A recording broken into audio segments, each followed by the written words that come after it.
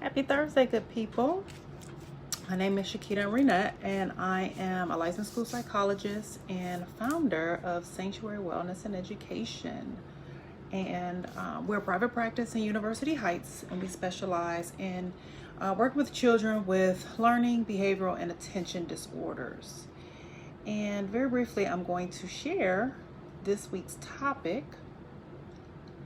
And per our previous topics, we were talking about executive functioning skills. And so executive functioning skills, I really like the definition by, what was this? This was the National, pulling it up. I got all kinds of stuff on my desk. The National Center for Learning Disabilities. So the National Center for Learning Disabilities defines executive functioning skills as a set of mental processes that can help us connect past experience with present action.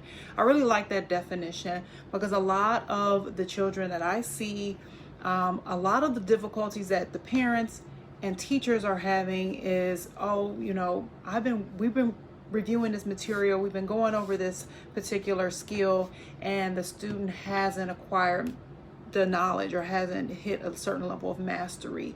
And learning disabilities, you really see weaknesses in executive functioning skills, but definitely with children who are diagnosed with ADHD. And so because it is such a widespread problem, especially with children who struggle to learn, over the past several weeks, I've been sharing each of the different areas that align under what are considered to be executive functions, talking about what are the things that get in the way, and then helpful tips and strategies that you can implement at home over the summer with your child. So this week's executive functioning skill is time management. Time management is the capacity or the skill to estimate how much time you have, how to use it wisely, and then to adjust to time frames and or deadlines.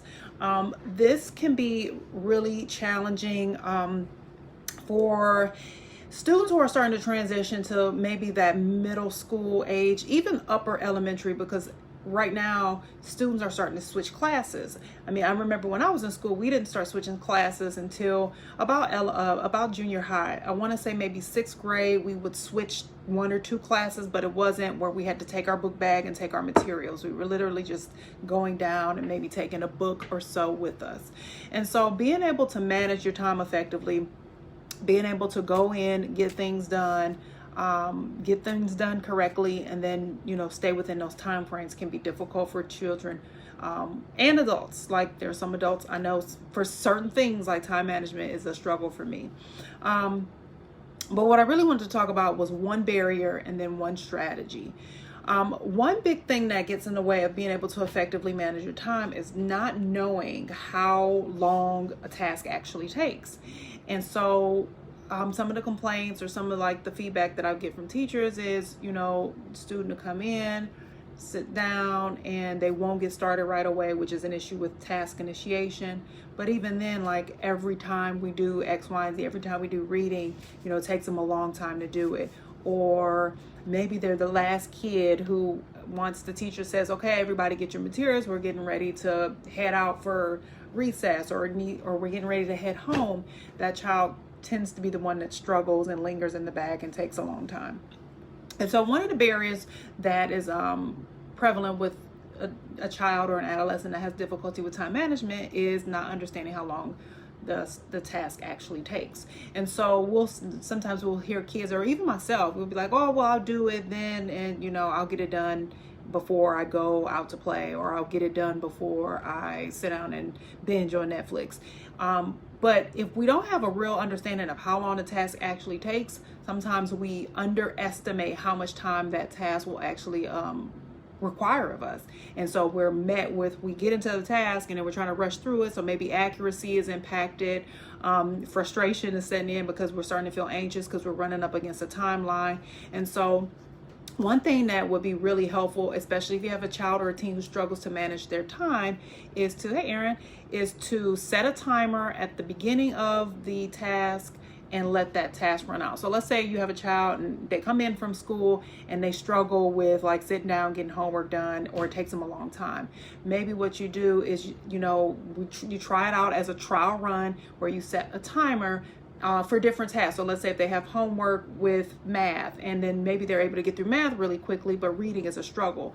Looking and timing how long that task actually takes, and then reflecting that back to your child.